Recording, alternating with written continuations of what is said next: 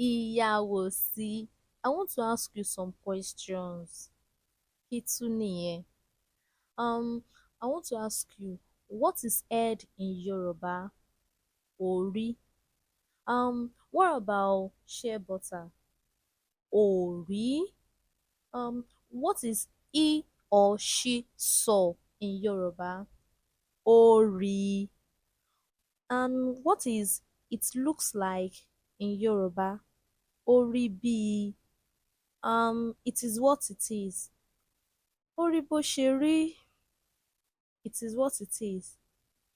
Orí bó ṣe rí. What is it sink? It sink.